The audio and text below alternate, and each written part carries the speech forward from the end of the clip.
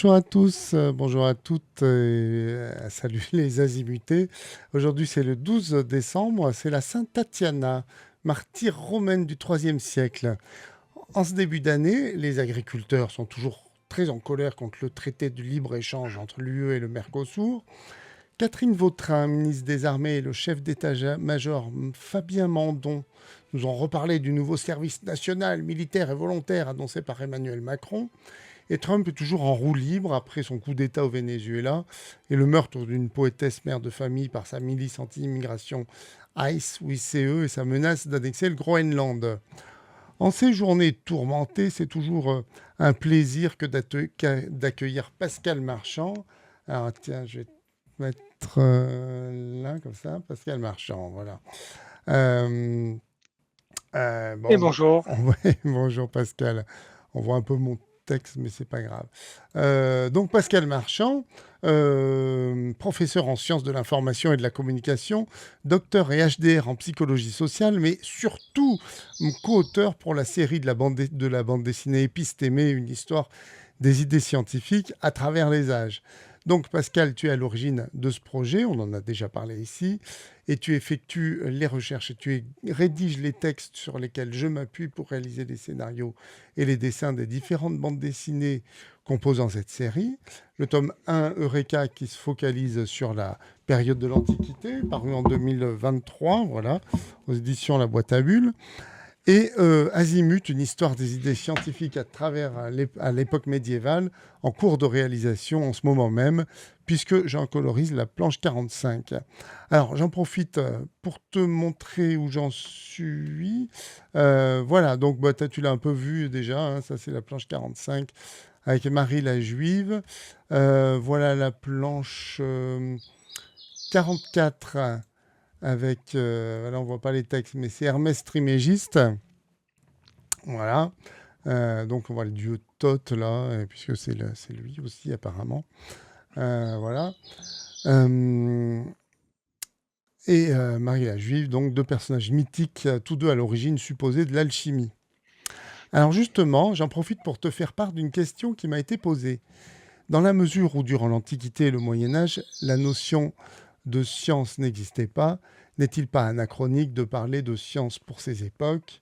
Pourquoi évoquer des personnes... Il y a plusieurs questions, puis on dépliera l'une après l'autre, hein. Pourquoi évoquer des personnages mythiques n'ayant probablement pas existé, comme Hermès Trismégiste, qui n'est d'autre que le dieu égyptien Thoth devenu Hermès, et Marie la Juive, qu'on soupçonne être Mariam, la sœur de Moïse, Maqueda, la reine de Saba, ou Marie, mère de Jésus, le projet étant de réconcilier le public avec la science, ne risque-t-on pas, au contraire, de semer le trouble dans l'esprit du lecteur en lui présentant la science comme issue de pratiques magiques, religieuses ou mythologiques? Voilà, première question. Grande question. Euh, je ne sais pas trop comment l'aborder, sinon pour rappeler quand même que l'objectif est de diffuser des éléments de culture scientifique. Et ça, c'est une première chose. Et donc, il y a des personnages, et on le dit clairement, qui font partie de la culture, qui font partie de l'histoire, y compris de l'histoire des représentations, des croyances et des mythologies. Mais ça fait partie de la culture. Et donc, c'est intéressant aussi de les aborder, ne serait-ce que quelquefois pour les déconstruire, pour indiquer aussi que si ces mythologies sont nées, c'est qu'à un moment donné, il y a eu un besoin. Il y a eu un besoin de se référer à quelque chose, de trouver une origine, de trouver une référence. Et donc, ces personnages-là, ils existent au moins dans les représentations. Alors effectivement, pour certains, et on pourrait le dire sur beaucoup de personnages du volume 1 hein, de Reka, pour certains, on n'est absolument pas sûr qu'ils aient même existé. Et il faut être très clair avec ça. Ce sont des éléments de l'histoire et de la transmission d'une histoire. Forcément, on en trouve des traces dans certains écrits, mais qui sont souvent très postérieurs à la période à laquelle ils ont vécu. Et donc, il faut être assez honnête et assez clair avec ça. Marie la Juive ou Hermès Trismégiste, on n'est absolument pas sûr qu'ils aient existé. mais ils existent dans la tradition, dans les représentations, y compris un certain nombre de références contemporaines, actuelles, hein. Marie la Juive, elle passe pour être à l'origine du bain-marie. C'est ça. Et donc, bon, le bain-marie, on l'appelle comme ça, pourquoi? Alors, la plupart du temps, les gens nous disent bah, parce que c'est une référence à Marie la Juive. Donc, voilà, il y a au moins cette existence-là qui est une existence symbolique plus que réelle. Et donc voilà, ça vaut le coup de les mentionner quand même, même si effectivement la réalité historique quelquefois n'est pas au rendez-vous sur certains de ces personnages-là. Ouais, j'avais notamment Lola Springwater dans le chat qui était très troublée qu'on ait des écrits de Hermès Trismégiste, qui est un dieu en fait. Donc elle met comment ça Oui, se fait? On a des traces écrites d'un dieu? Comment c'est possible? oui, oui, alors c'est un dieu, on ne sait pas exactement ce que c'est. En tout cas, on est un peu plus au courant des mouvements qui se sont réclamés de ce personnage que du personnage lui-même.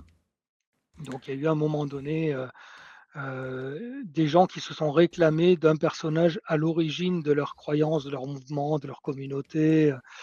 Mais quelle est la réalité vraiment? Est-ce qu'il y a derrière un humain? Est-ce qu'il y a derrière un dieu? Est-ce qu'il y a derrière un prophète ou quelqu'un qui se serait attribué un certain nombre de propriétés? En fait, on n'en sait pas grand-chose.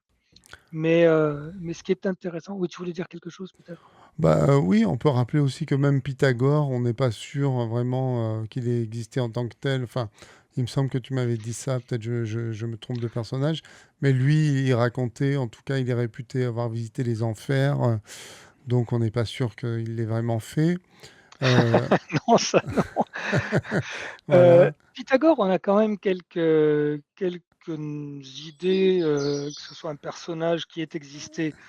En revanche, c'est lui-même quelqu'un de totalement mytho, donc oui. qui a créé, comme d'autres, hein, Mythomane, qui a tu veux dire? créé oui, oui, oui, D'accord. qui a créé une véritable légende autour de lui et bon, qui était, on le rappelle, hein, Mmh. un gourou de secte, qui mélangeait habilement une certaine, rigueur mathématique et un certain délire, numérologique. Donc l'existence de Pythagore en elle-même, il y a dû y avoir quelqu'un qui s'est appelé Pythagore et qui a fait un certain nombre de choses. Est-ce qu'il a fait tout ce qu'on lui attribue? Sans doute pas, d'autant que, bah, comme c'était un gourou de secte et qu'on sait qu'il faisait école, qui travaillait sur l'étude des nombres à l'intérieur de ce groupe. Sans doute qu'un certain nombre de découvertes qu'on appelle des découvertes de Pythagore sont dues à ses élèves Mmh. et qui se les est appropriées. C'est ça. Voilà, donc de toute façon, au moins dans les 2 premiers volumes, ça ira mieux à la fin du deuxième. Mais on a affaire à une histoire qui est une histoire rapportée par des doxographes, donc par des personnages qui étaient des philosophes ou des historiens au sens moderne du terme, enfin qui essayaient de construire un récit de l'origine des choses. Et tout ça était, comme toujours, imprégné par les croyances de leur temps et leur propre délire personnel. Voilà, donc je crois il faut le prendre comme ça. C'est beaucoup plus intéressant de se demander finalement comment on est parti de l'alchimie pour arriver ensuite à des choses plus sérieuses, sachant qu'à l'époque où on parle là, les gens trouvaient ça très sérieux. Mais avec le regard de maintenant, c'est sûr que c'est un petit peu moins rigoureux, mais c'est toujours facile, hein, de prendre, d'avoir un jugement plus de 2000 ans après et je pense que dans 2000 ans, un certain nombre de nos contemporains, s'ils existent, enfin, un certain nombre de nos successeurs plutôt, s'il y en a, jugeront avec pas mal de sévérité ou alors ça les fera pas mal rigoler, un certain nombre de nos certitudes scientifiques de maintenant. Ouais, tout à fait, ouais. Bah, Mais ils verront aussi qu'un certain nombre de personnes, se détachaient de cette science-là. c'est ça. et Et ça les étonnera beaucoup. oui, oui, j'avais aussi la remarque d'un gars à qui j'avais fait un petit raid, et puis à qui j'expliquais le projet de la BD, qui me répond: «Ah, mais la science dans l'Antiquité ou même au Moyen Âge, ça n'a pas de sens parce que ça n'existait pas, la science à cette époque-là. On ne pouvait pas qualifier de science ce qui se faisait à ces époques-là. C'était vraiment très étrange et plus de la... Voilà, bon, c'est un peu le même genre de remarque, quoi, voilà. Alors là, quand même, ça dépend des domaines. Au niveau mathématique, et on le verra en poursuivant l'écriture d'Azimut, euh, les Grecs fondent quand même la géométrie euclidienne. Et on ne peut pas aujourd'hui, même si ça a été complété par d'autres modèles, on ne peut pas aujourd'hui affirmer que la géométrie euclidienne n'est pas une science. Et de la même façon, les premières résolutions d'équations, alors c'est vrai, sans symbole mathématique, en langage naturel, etc., bah, ça date aux alentours du 8e, 9e siècle. Et on y trouve même, et on le verra très prochainement, l'origine des problèmes de maths qu'on se pose toujours, des problèmes de train qui partent d'un endroit pour aller à un autre et qui se croisent, et on se demande toujours, on a leur vitesse, on se demande à quel endroit ils vont se croiser. Ben, on en trouvera les origines dans l'algèbre arabe. Alors ça ne sera pas des trains, évidemment, ça sera une oie et un canard, mais on se pose les mêmes questions. Même les baignoires qui fuient, on en Ah oui, trouve l'origine à ce moment-là. ah oui. Donc bon, affirmer comme ça qu'il n'y avait pas de science dans l'Antiquité au Moyen Âge, c'est peut-être aller un peu vite en besogne pour certaines sciences. Pour les autres, ben, il faut effectivement examiner ce qu'on appelle science avec le regard d'aujourd'hui. Mais, euh, mais effectivement, l'alchimie n'est pas considérable comme une science maintenant. En revanche, bah, c'était sans doute un moment obligé pour passer d'une théorie très très mythologique à ensuite une véritable chimie. Mais moi, quand je lis certains traités d'alchimie et que je les remets dans leur contexte, je me dis c'était quand même gonflé, quoi. Il y avait quand même derrière une théorie qui n'était pas aussi délirante que ça. Mhm. On a un peu l'alchimie moyenâgeuse, mais du haut Moyen Âge en tête, hein, Ouais, avec la pierre philosophale ou des choses comme ça, c'est la ça. transmutation des métaux. Mais l'alchimie à l'origine, c'est quand même un petit peu plus précis que ça. C'est vraiment essayer de concevoir une théorie de la transformation de la matière sous l'effet des éléments. Donc, qu'est-ce qui se passe quand on met de l'eau, du feu, du sec, du mouillé, du chaud, du froid, etc., sur un élément et que ça produit un changement. Et là, maintenant, on a plein de théories très, très savantes là-dessus. Mais à l'époque, ils n'ont que des théories de, comment on appelle ça? Des quatre éléments, Ouais, c'est ça, puisque ouais. l'atome lui-même a été évacué par Pythagore. Pardon, Aristote. Par Je suis un peu Aristote, ouais. troublé parce que j'entends quelqu'un qui frappe à la porte de mon autre. Ah, bah vas-y si tu veux, hein, moi je Non, non, continue, mais non. puis... Non, non, c'est bon. Non, non, Ouais? j'ai entendu un toc toc toc, mais je croyais que c'était quelqu'un qui essayait de se connecter, mais non. Bah écoute, il n'y a pas de problème, si tu as besoin de faire quelque chose ou quoi, on peut s'interrompre. Moi, je Non, non, non, non. continue, je remets de la musique, et puis voilà. Non, non, Oui, pas de problème. et c'est vrai que cette alchimie, donc là, on est typiquement dans le haut Moyen-Âge, on est au 6e, 7e siècle avec Olympiodore, l'alchimiste.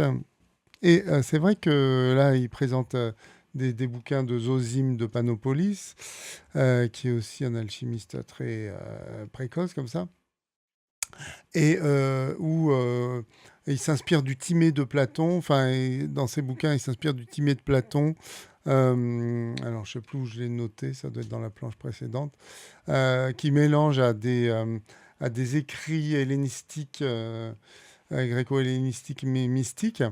Mais en fait, c'est une espèce d'application pratique des écrits de Platon presque, parce que ils prennent des métaux et tout. Alors voilà, on essaye de faire la transmutation, comme disait Platon, non, Platon, c'était l'esprit volatile d'un objet, voilà, qu'on essaye d'extraire par distillation, puis de réinjecter dans la substance d'un autre objet, voilà, par exemple. Voilà. Et c'est intéressant d'avoir ces théories qui sont quand même très théoriques chez Platon, et que, bah, ma foi, ils essayent de mettre en pratique, quoi. C'est ça, c'est Et- ça. Et puis il va y avoir une véritable ouverture à une certaine technologie. On parlait du bain-marie, mais effectivement, on va voir arriver l'alambic hein, chez les Arabes, donc pour distiller et donc produire des alcools qui vont ensuite être utilisés dans la médecine ou dans les parfums, etc. Mhm. Donc voilà, ces théories-là aussi peu scientifiques et même contraires à l'esprit scientifique d'aujourd'hui ont quand même eu une importance. Elles ont développé une certaine forme de connaissance. Elles ont assuré aussi une continuité. Et là aussi, hein, je rappelle que on a longtemps pensé, dit, moi je l'ai enseigné, qu'il y avait un vide de 1000 ans entre Oui. la science grecque et la Renaissance. Et en fait, non. Non, c'est pas un vide. Alors c'est vrai que c'est un plein un peu bizarre, hein, ce qu'il y Mhm. a dans cette période de 1000 ans. C'est un peu curieux, ça part un peu dans tous les sens, il y a des mélanges un peu inattendus, il y a des emprunts aussi de cultures très différentes, hein. On commence à prendre des choses de l'Inde, on commence à prendre des choses bien sûr des Grecs anciens, mais aussi voilà d'autres civilisations. En gros, C'est ça. ça se cherche et ça fait un peu flèche de tout bois. Si on peut arriver à expliquer quelque chose avec une théorie et que on dira plus tard, on arrive à sauver les apparences, c'est-à-dire que finalement, avec cette théorie, on arrive à expliquer quelque chose qu'on observe. Donc, il y a cette espèce d'aller-retour entre la théorie, la pratique, Mhm. l'empirisme. Voilà. Alors, effectivement, je comprends hein, qu'on trouve ça un peu douteux, mais c'est pas parce qu'aujourd'hui il y a un certain nombre de philosophies New Age qui essayent de revenir à cette époque-là et à produire une pseudo-science en faisant référence à ces personnes-là, que ces personnes-là n'ont pas eu un rôle dans la Mhm. construction d'une connaissance voilà, qui était temporaire, hein, mais qui Mais qui permettait était, de faire voilà, évoluer les choses. qui était celle qu'ils pouvaient avoir à cette époque-là avec ce qu'ils savaient, ce qu'ils ont pu sauver des écrits grecs. Et c'est ça qui est intéressant. Peut-être aussi, on a l'impression, nous, qu'il y a un vide parce que chez nous, ça a été un petit peu compliqué avec l'essor, enfin, la prédominance ou même l'hégémonie du christianisme qui a, sans écraser tout, a quand même pas tellement favorisé les théories très audacieuses, quoi. Il fallait que ça reste quand même dans le cadre que ce soit compatible voilà, avec la doctrine chrétienne, quoi. Voilà, tout ce qu'on expliquait, quoi. Oui, voilà, ben, celle-là, c'est effectivement le poids des religions sur la connaissance, c'est que la religion se sent menacée dès lors qu'on produit une connaissance, et pas forcément d'ailleurs tellement sur le contenu de la connaissance, mais c'est surtout sur la question de la légitimité du pouvoir de produire une connaissance. Hmm. C'est-à-dire qui est légitime pour connaître et pour diffuser une connaissance et donc pour être respecté dans une certaine forme de pouvoir de la connaissance. La connaissance est l'une des 5 formes de pouvoir Hmm. selon les psychologues sociaux. Ah, dis-nous les quatre autres, c'est intéressant. Ah, et alors là, voilà le piège. Si, je vais y arriver. On a du pouvoir si on Désolé. a la capacité de récompenser ou de Ouais. punir. Ça s'en fait déjà deux. Mais ça, c'est des pouvoirs qui sont limités, ça dépend de nos ressources. Si on a les ressources pour récompenser, on a du Ouais, pouvoir, mais quand on n'en a plus, on n'a plus de pouvoir. ouais.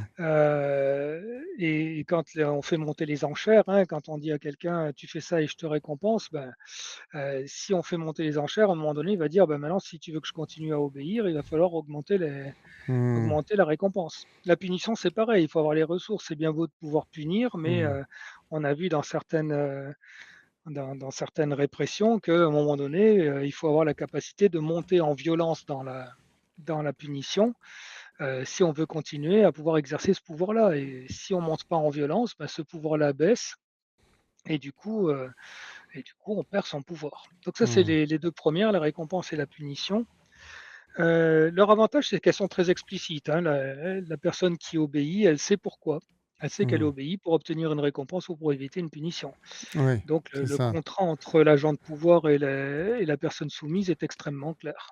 Ouais, c'est ça. Après les 3 autres, c'est un peu moins clair. La 3e, justement, c'est la compétence. La compétence, c'est la connaissance. Mmh.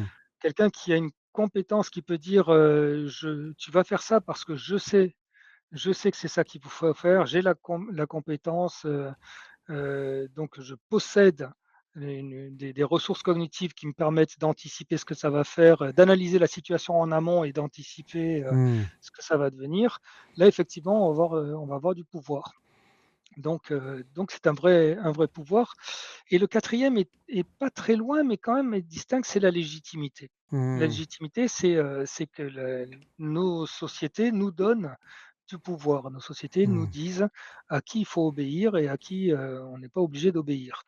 Et donc on peut obéir à des gens que la société nous place comme légitimes, Mmh. et alors même qu'ils n'ont pas de la capacité ni de nous récompenser, ni de nous punir, et qui n'ont pas beaucoup plus de connaissances que nous. Mmh. Hein, on a déjà obéi à des gens qui nous disaient de faire des choses parce que, socialement, ils avaient un uniforme ou, Mmh. ils avaient quelque chose qui marquait un pouvoir social, alors même que leurs compétences n'étaient pas forcément, aussi Mmh. fortes que les nôtres. Mmh.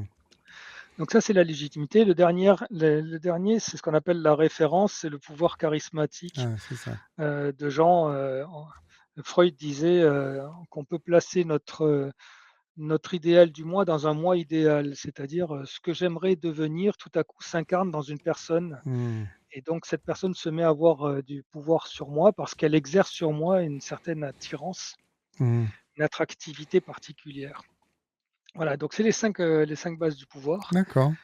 Et du coup, ben, quand on a une institution qui a du pouvoir, et donc par exemple une institution politique ou une institution Mmh. religieuse, ben, elle va jouer un petit peu sur ces bases-là. Et Et oui. la connaissance en est un, c'est-à-dire qu'on va dénier à quiconque n'est pas légitime le pouvoir non seulement de développer une connaissance, mais ensuite de la diffuser. Voilà, et donc le christianisme était un peu frileux, sans qu'il y ait eu vraiment une chape de plomb, parce qu'ils arrivaient quand même à sauvegarder des écrits grecs, dans des monastères finalement, un petit peu, même si ça Alors, oui, alors ça dépend où et à quel moment, mais oui, il y a eu des endroits, il y a eu beaucoup de choses détruites, mmh, mais il y a eu des endroits où des choses se sont conservées. Hem, il y a eu aussi, je crois plus fondamentalement, et ça aussi c'est assez récent, ces travaux d'historiens, que je connaissais pas quand j'ai commencé, mais il y a eu une course aux manuscrits. c'est ça. Il y a eu une véritable passion de la part de personnages de pouvoir pour, accumuler toutes les traces de la connaissance, notamment grecque. Et donc il va y avoir une sorte de compétition. À un moment donné, il va y avoir des échanges, de sorte d'économie politique, hein, on va se faire des cadeaux, on va se faire des échanges, il va y avoir des arnaques, certains vont demander de pouvoir, emprunter des écrits pour les recopier, puis ne les rendront Mmh, jamais. c'est ça. Voilà, il va y avoir tout un marché qui va mélanger, la soif de connaissance, l'envie de pouvoir, d'être le seul détenteur de cette connaissance. L'idée étant que celui qui possédera cette connaissance, finalement aura les moyens, de dominer. Et du prestige Heu, aussi, hein, je crois, à l'époque. il y a aussi du prestige. Il y a Bonsoir, aussi du Chakidor. prestige, on montre sa bibliothèque. Ouais, C'est ouais, tout ça. à fait. Et tout ça, Mmh, c'était Constantinople, à Bagdad, à ouais, Tolède, à voilà. Cordoue plutôt. Alors là, l'air de rien, tu fais des sauts dans les Oui, siècles, oui, oui, tout à fait, ouais. mais oui, c'est, Bagdad, Bagdad, quand on va en arriver là, Alexandrie on va d'abord peut-être, hein, d'ailleurs? alors, Alexandrie, c'est un petit peu différent parce que, Alexandrie, c'est vraiment le lieu de la science grecque, donc installé par un pouvoir Mmh, et qui finalement met à disposition des philosophes, un ensemble de moyens, de moyens de vivre, de mmh, ressources, pour travailler et cetera. Mais finalement, Alexandrie va s'effondrer avant qu'on passe à autre chose et avant qu'on passe à cette course aux manuscrits. La plupart des manuscrits d'Alexandrie vont c'est être, ça. dispersés. Certains vont se déplacer, mais ils vont beaucoup être dispersés Oui, en et fait, à Alexandrie, il y avait plus une course aux philosophes eux-mêmes qu'aux voilà, manuscrits, quoi, voilà. ouais, complètement, Et j'en complètement. profite pour dire dans le chat, si vous avez des questions, n'hésitez pas à les poser, hein, c'est le principe de l'émission, c'est ça aussi, hein. N'hésitez pas à poser vos questions. Et bonjour à tout le monde, je vois que des gens arrivent petit à petit. Donc bonjour à tout le monde. Et bonjour, bonjour. Donc voilà, et donc d'abord Alexandrie, et puis après il y a la destruction des musées, des bibliothèques et tout ça. Donc tout ça se disperse et les manuscrits sont un peu éparpillés, et notamment ça part à Constantinople. Voilà, dans un premier temps, oui, il y a un certain nombre de choses. Il y a quelques bibliothèques, qui s'installent, notamment à Constantinople, oui, mais il y a d'autres écoles, quelques écoles qui se créent, mais en gros dans ce territoire géographique, Hmm, pendant quelque temps, jusqu'à ce que, l'empire, musulman arrive et là, il va y avoir une redistribution de de la connaissance, à la fois dans le dans la gestion des traces de connaissances, donc des manuscrits, ce que je disais tout à l'heure, c'est-à-dire la course à l'écrit, ouais. la construction de très, très grosses bibliothèques. Là aussi, l'invitation de savants, d'un peu toutes origines pour écrire des synthèses, et faire avancer un petit peu tout ça. Donc là, on verra, c'est essentiellement Bagdad, hein, Ouais, ça va être il y a d'autres on aura d'autres moments, mais très bien. le grand moment le plus connu, c'est la maison de la sagesse à Bagdad, oui. D'accord. Et Avec donc, des gens comme, Al-Khawarizmi, mais ça on aura peut-être, oui, on en reparlera. voilà, Ouais, ouais. on aura l'occasion d'en reparler. Pour l'instant, on est toujours en Égypte là. Mais qu'est-ce que je voulais dire? Oui, en fait, ce qui est étonnant, c'est que très rafraîchissant aussi, c'est que, donc après on a cet essor très, très rapide de l'islam qui paraît presque incroyable parce qu'on a quelques bédouins dans le désert, puis d'un coup, plouf! On a l'islam qui se lève et ça fait des empires, hein, d'un coup, quoi. Enfin bon, je caricature sans doute, c'est sans doute pas aussi simple. Les empires ne poussent pas comme des champignons, mais ça donne un peu cette impression vu de loin. Oui, enfin il y a un consensus quand même là-dessus, d'une expansion extrêmement rapide de l'empire, musulman. Alors, la question c'est pourquoi, hein? Aussi, là aussi c'est intéressant parce que c'est des traits qu'on va retrouver. Alors là, les historiens seraient mieux placés que moi, bien évidemment, pour en parler, mais c'est qu'on va trouver dans à peu près tout ce qu'on appelle les grandes invasions ou les constructions d'empires. On avait vu la même chose avec Alexandre. C'est-à-dire que c'est souvent quelque chose de nouveau qui arrive chez dans des populations qui souffrent de certaines Mmh. choses, qui sont déçues par leur pouvoir politique, qui ont, des problèmes économiques aussi, et qui voient arriver, d'autres personnes, d'autres Mmh. cultures avec, quelque chose de nouveau qui est rafraîchissant, mais Mmh. au-delà de ça, parce que ça fait un petit peu, bourgeois intellectuel, Mais au-delà de ça, il y a des gens qui vont y voir une possibilité d'embrasser un autre type de croyance qui leur paraît plus adapté et même, dans certains cas, un autre type de civilisation. Quand on a des peuples oppressés par un souverain qui les laisse crever de faim et que tout à coup, on voit arriver des étrangers qui les libèrent de ça et leur proposent un autre mode de civilisation, ben, il peut y avoir un accueil assez favorable. Mais Et donc, c'est ça aussi qui explique, si je me trompe pas, l'essor du christianisme finalement, un peu, juste un peu avant, oui, au 5e, 4e, 5e, 6e siècle, ouais, parce que justement on a vu qu'il y avait des, ben là on va le voir juste après, mais il y avait des conditions très dures, notamment climatiques. Bon, voilà, j'imagine qu'au niveau politique c'est pas terrible non plus.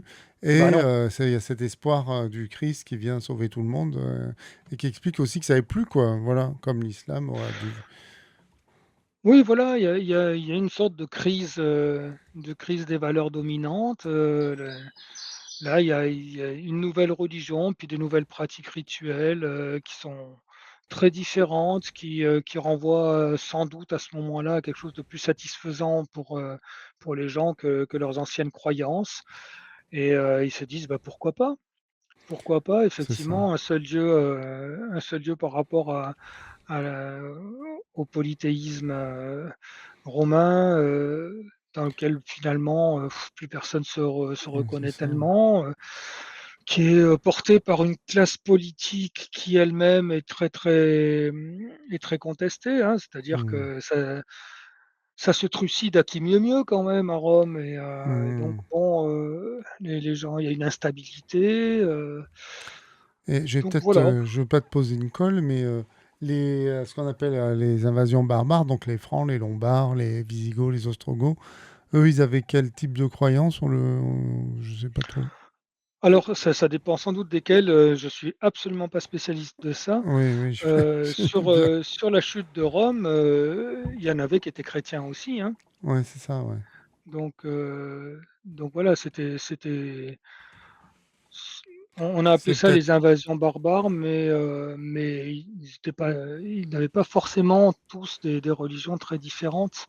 Mais bon après il y a des vagues successives, et là je suis vraiment pas ouais, ouais, ouais, spécialiste. bien sûr. Mais du coup, c'est peut-être eux qui ont aussi participé à l'implantation du christianisme en Europe, du coup. Oui, ou en tout cas à l'unification, à l'homogénéité, Hmm. et en même temps du christianisme, mais de plusieurs formes de christianisme. C'est-à-dire que c'est tout sauf homogène cette affaire. Ouais, On avait parlé la dernière fois de du tout début du christianisme avec les pagano-chrétiens et les judéo-chrétiens, oui. donc qui était le 1er schisme, de l'histoire du christianisme. Voilà. Donc, hein, si on vous Mais dit que la France est d'origine judéo-chrétienne, hein, c'est faux. Hein. Elle est plutôt pagano-chrétienne, puisqu'on était païen, et puis on est devenu directement chrétien. Et donc, on n'est pas passé par, en général, enfin, il y avait quelques juifs, mais qui n'étaient pas la majorité des croyants dans le pays. Donc, c'est plutôt pagano-chrétien. Voilà. Si je me trompe pas, je dis oui, pas de mais bêtises. c'est non, non, non, enfin, là encore une fois, il faudrait un jour inviter un vrai spécialiste de ces questions. Oui, oui, avec plaisir. Mais de ce que j'avais pu lire, pour essayer de contextualiser, moi ce qui m'intéresse, c'est de trouver le contexte de ces affaires-là. Mais finalement, le judéo-christianisme a disparu très tôt. Il a disparu en 70 à la chute de Jérusalem, quoi. Et Ah oui. là donc on détruit le temple, les Romains reprennent Jérusalem et c'est la première, enfin c'est la grande diaspora des Juifs qui quitte Jérusalem et là, les judéo-chrétiens, partent avec Hmm. et donc eux, contrairement aux pagano-chrétiens qui avaient, qui s'étaient déplacés, qui avaient cherché à convertir, les païens un peu partout et qui avaient créé des communautés et donc qui avaient un socle chrétien, bah, les judéo-chrétiens n'en avaient pas puisqu'ils étaient sur leur propre communauté et donc avec cet éclatement, Ah oui. apparemment, hein, enfin je ne vois pas qu'est-ce qu'on pourrait appeler vraiment judéo-chrétien Maintenant, sachant que la première doctrine des judéo-chrétiens, c'est: «Il faut être juif pour être chrétien». Et là, Ah à l'heure oui, actuelle, je vois mal qui pourrait, du côté des juifs et du côté des chrétiens, assumer cette doctrine-là. Les juifs ah n'ont ouais, pas bah envie de ouais. devenir chrétiens et les chrétiens n'ont pas envie de se sentir juifs. Mmh. Donc voilà, je ne sais pas historiquement, mais j'aimerais bien effectivement un jour qu'on demande à des spécialistes Ouais, de ça, mais dans le peu de choses que j'ai pu voir là-dessus, je vois pas ce qu'on peut appeler judéo-chrétien avec une référence historique, maintenant. c'est ça, oui, parce qu'on dit toujours la France est d'origine judéo-chrétienne et tout, Ouais, en fait, c'est mais bizarre. je ne Alors sais pas ce que ça veut dire. ouais, c'est bizarre, ouais. Et en fait, ce que je voulais te dire tout à l'heure, c'est que, voilà, donc le christianisme, on l'a dit, avait quelques réticences par rapport à la diffusion des savoirs. Enfin, il fallait juste pas que ça concurrence son propre pouvoir, quoi. Et par contre, on a l'impression que l'islam, dans ses premiers temps, n'a pas eu cette réticence et au contraire a été avide de propager les savoirs grecs et anciens et scientifiques, mathématiques, tout ça, quoi. J'étais avide de recueillir et de recueillir, de conserver et de développer. Propager, je ne sais pas, mais en tout cas, il y avait donc ce qu'on disait tout à l'heure, cette course à la aux documents, hein, au savoir grec et puis cette volonté de créer des lieux de développement de la science, et là, je pense qu'on peut parler de science parce qu'on va voir apparaître les premiers observatoires, Mmh. Oui. avec des monuments extrêmement impressionnants et ça de Bagdad à Samarcande, Mmh. il y a encore des vestiges des observatoires, des choses extrêmement impressionnantes, Ah ouais. dans l'observation du ciel. Mmh. Et donc voilà, le l'islam dans ses premières heures va vraiment être marqué par, une volonté de, recueillir et de développer la connaissance, la philosophie naturelle et donc dans les mathématiques, là autant, mais ça on y reviendra, autant les Grecs avaient inventé la géométrie, autant ce sont les Arabes qui vont inventer l'algèbre, qui est Mmh. un mot arabe. Et puis aussi, bah, dans le fait de faire avancer la médecine, hippocratique et galiéniste, donc avec quelque chose de très empirique, et puis aussi avec donc de l'astronomie, et puis cette alchimie, mais finalement relativement minoritaire, hein, c'est Ouais. pour ça aussi que vaut peut-être pas trop le coup de monter au créneau sur l'alchimie parce que, c'est pas effectivement ce qu'on va retenir, le plus Ouais. dans la science arabe. On va beaucoup plus retenir, les parties astronomiques, médicales Mmh. et mathématiques Ouais. que l'alchimie. De toute façon, toute la question de la matière et de la transformation de la matière, va évoluer beaucoup plus tard. Ouais. Ça va rester à l'état de quasiment d'alchimie pendant très, très longtemps, y compris au Moyen Âge occidental. Ouais, c'est ça. C'est-à-dire, c'est vraiment un peu vers, pas peut-être pas de Newton, mais dans les époques, enfin, bien plus postérieures que ça va Ouais, se développer, quoi. Ouais. OK. ouais, ouais. Oui, bon, on a le temps de reparler de Newton, mais Oui, là oui. aussi quand on fait des partages, entre qu'est-ce qui est science et qu'est-ce qui n'est pas science, ça ne pose de problème à personne que Newton était un scientifique et pourtant, il traficotait avec l'astrologie, hein. Oui, c'est ça, oui, oui. Donc Lui-même, il n'était pas alchimiste, mais il était astrologue, oui, c'est ça. oui, oui. Oui, oui, il était très Donc bon mystique, voilà, oui. quelquefois, quelquefois on a nos repères là Hmm. sont pas aussi absolus qu'on aimerait bien le penser. Oui, bah en fait, c'est ça dont on se rend compte hein, quand on s'intéresse à l'histoire, c'est que on a des, oui, comme tu dis, on a des repères, on a des idées bien arrêtées. Lui il faisait ça, lui il faisait ça, lui il faisait ça. Et quand on regarde les choses de près, c'est toujours beaucoup, beaucoup plus compliqué, quoi.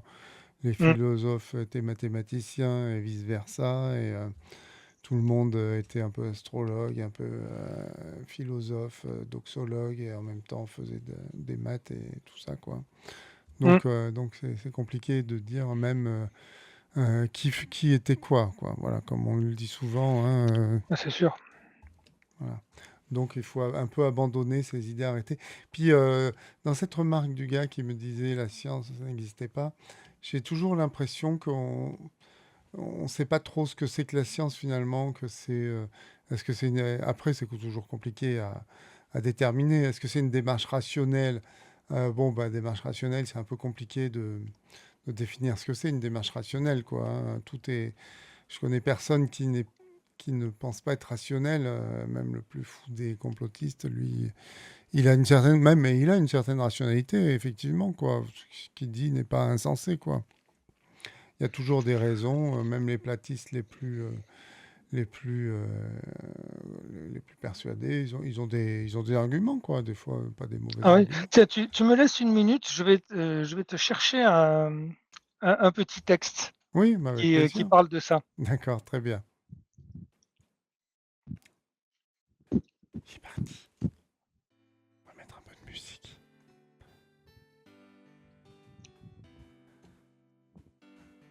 Ouais, n'hésitez pas, hein, à poser des questions dans le chat, même si on n'y répond pas tout de suite, même s'il n'y répond pas tout de suite, on peut en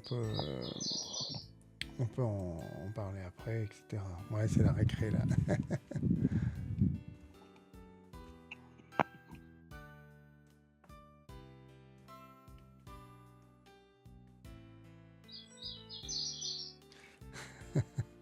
C'est le moment d'aller fumer une clope. Pour celles et ceux qui fument, évidemment. Alors, voyons où j'en suis. Moi, bon, j'avance pas trop mal, voilà. Tranquillou, tranquillou. Évidemment, ça demandera du... Mais il est facile, parce qu'il a, il a des caractéristiques. Tout à l'heure, c'est rigolo, parce que je cherchais une image de lui pour annoncer l'émission. Et puis, je fais sur Google Lens, tu vois, je prends une photo de Pascal, puis je fais Google Lens. Et puis, poum, il me sort une photo de Raoult avec sa barbiche et ça. Je dis, bah non, non, non, non, non, c'est pas possible ça. Donc, il a des caractéristiques qui le rendent facilement reconnaissable, voilà. C'est ça qui est bien. Le voilà. Chut, chut, chut. Désolé. Ah, Et ben en voilà. plus, je vais faire de la publicité pour une autre BD. C'est pas bien, hein? Ah, alors, faut pas faire ça. Qu'est-ce que c'est que Faut ça? pas faire ça. Alors attends, et alors il faut que je retrouve. Alors la BD, je sais pas si tu la connais. Elle s'appelle Coco n'aime pas le capitalisme. Ah oui, oui, oui. Alors, Tu je la l'ai pas connais? lu, mais elle est connue. Oui, oui, oui, je la connais. Oui, oui, c'est connu.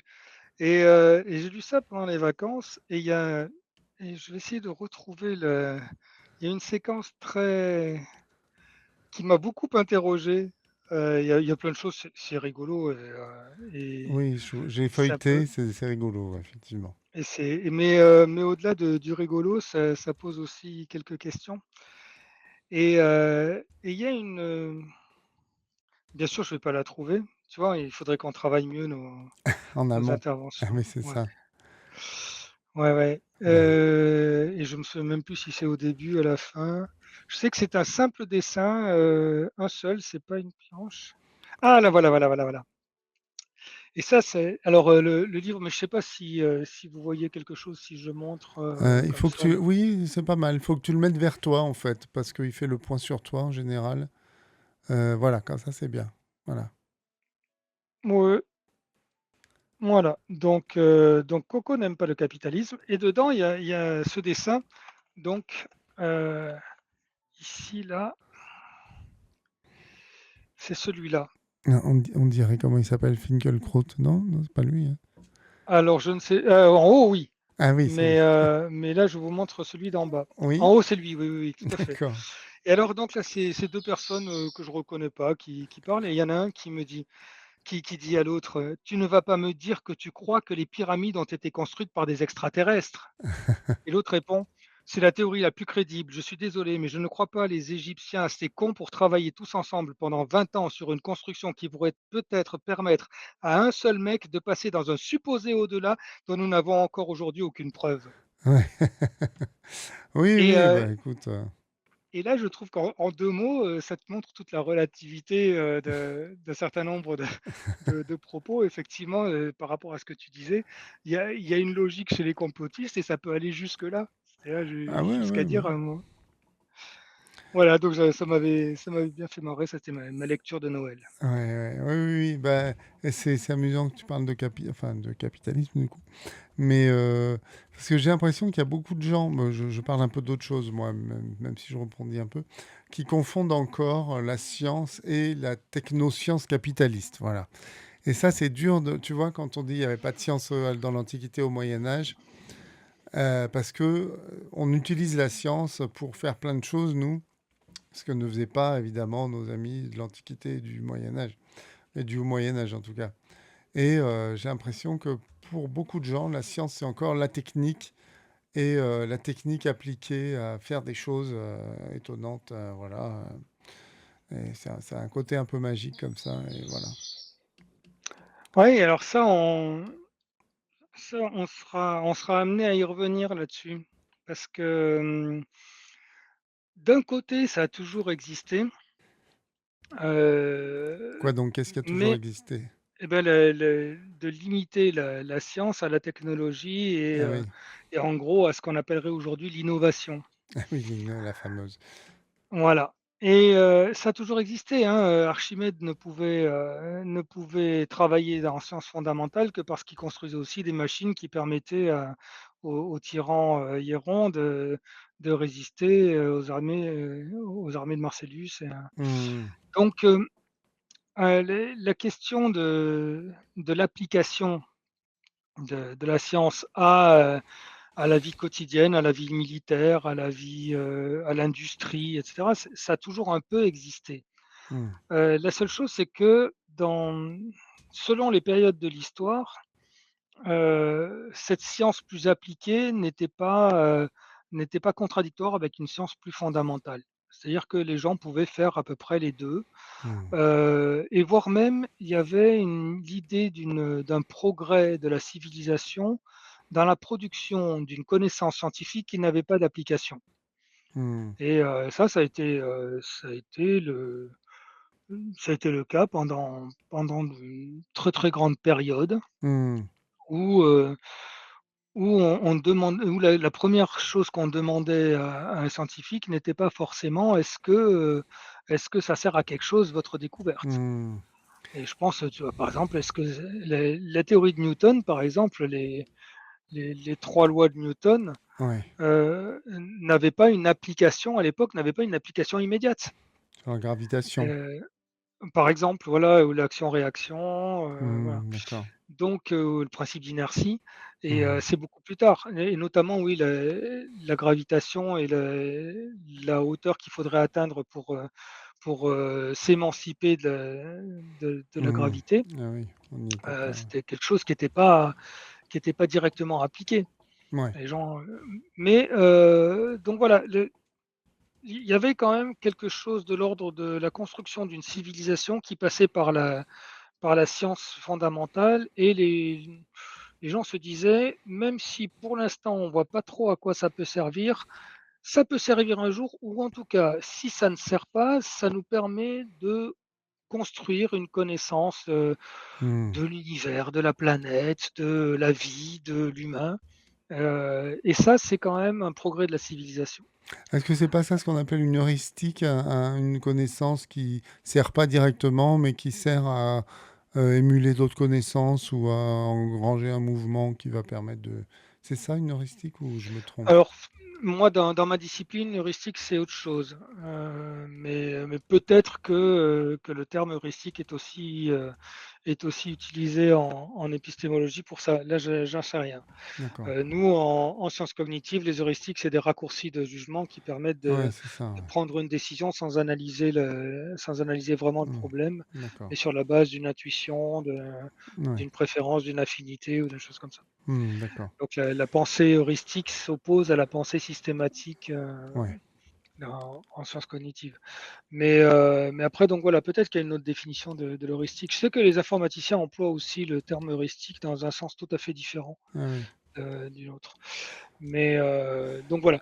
Mais en tout cas, ce qui est sûr, c'est qu'à l'heure actuelle, cette perspective d'une construction de connaissances, qui servent simplement à comprendre, à concevoir les choses et à faire progresser les connaissances parce qu'on pense que ça fait progresser la civilisation, Mmh. ça tend à disparaître. C'est ça, Et c'est pas du tout en tout oui, c'est cas, ça. oui, oui, Oui, c'est ça pas du tout valorisé par nos institutions. Nos institutions sont des appels d'offres, nationaux ou internationaux, dans lesquels, il faut mettre en avant, la production de livrables, ouais, c'est ça. donc des choses très appliquées. Et maintenant, en plus, pour ce qui nous concerne, comme, institutionnellement, la recherche scientifique est gérée par les régions, Ouais. très souvent dans les appels d'offres de région, on nous demande quelles sont les retombées, pour la région en termes d'économie, de valorisation, et cetera, voilà. Donc, heu, C'est ça. donc on Et pas est est-ce que c'est pas un recul civilisationnel ça? on est plusieurs à le penser. Bien évidemment, si tu poses la question à nos institutionnels, ils vont te dire que non, pas du tout. Bah oui, mais est-ce qu'ils ont peut-être pas tout compris? C'est ça. Ou alors nous, on n'a pas tout compris, mais en tout cas, on est un certain nombre, hein, puisqu'il y a quand même, pas mal de gens qui trouvent que c'est dangereux ce système-là. Voilà, on est un Bah, certain nombre à penser que ne faire que de l'innovation technologique à visée industrielle, ou alors limiter les sciences humaines à travailler l'acceptabilité d'un certain nombre de décisions, mmh. sociales ou politiques, bah, c'est pas forcément notre vocation première. Bah, en plus, on sait jamais quoi, ce qui va servir, dans le futur, quoi. Comme tu disais, les histoires de Newton, de loi de Newton, peut-être qu'on se disait à l'époque: «Bon lui, c'est un doux rêveur, ça sert à rien ce qu'il fait, quoi». Oui, non, mais la question maintenant, c'est aussi celle-là, c'est aussi, de ne programmer des recherches qu'à l'échelle de 4 ans, Mmh. 5 au maximum. Mais voilà, maintenant toute recherche est limitée dans le temps et normalement c'est 3 4 ans et donc on dit qu'au-delà de ça, on change d'objet de recherche ou Mmh. on passe sur un autre type de production de connaissances. Et ça Donc lié aux réformes des universités, j'ai carrément l'impression qu'on est face à une, comment dire? À une régression, oui, je l'ai déjà dit, remarque, à une décadence en fait, voilà. Une décadence de la civilisation à ce niveau-là, quoi. Enfin, j'emploierais ce terme parce que c'est important en fait, je trouve. bon, De disons que en tout cas, un certain nombre de signaux, y compris au niveau international, qui disent qu'on n'est pas dans une très bonne période, au niveau de la recherche scientifique et qu'on n'est pas non plus dans une très bonne période civilisationnelle.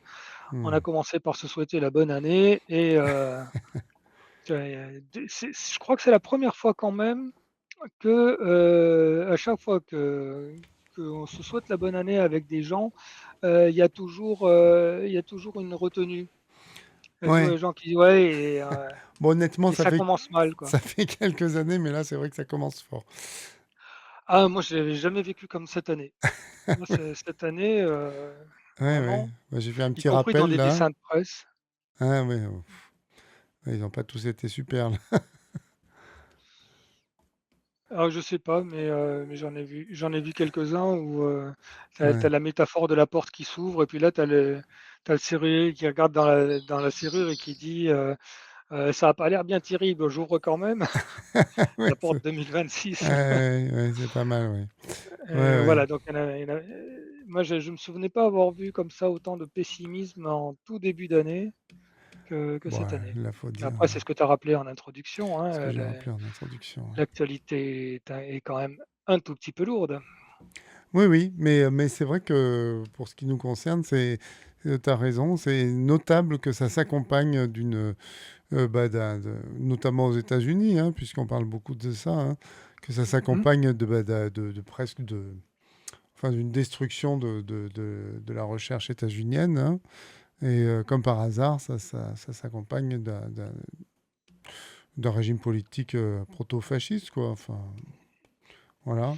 Ouais, en tout cas, effectivement, de régime autoritaire, Ouais. qui conteste la connaissance et qui part sur d'autres, fait avec une forme de régulation politique de la connaissance Hmm. Alors Barbara dans le chat nous dit qu'il n'y avait pas tant de présidents étrangers complètement débiles. Qu'en est-il du président mmh, national? Est-ce qu'il est vraiment ouais. mm, irréprochable sur ces questions-là, notamment? Ah voilà. Voilà. Ouais, alors bon, il est peut-être moins ouvertement complotiste, mais par contre en termes de politique de l'enseignement supérieur et de la recherche, Ouais.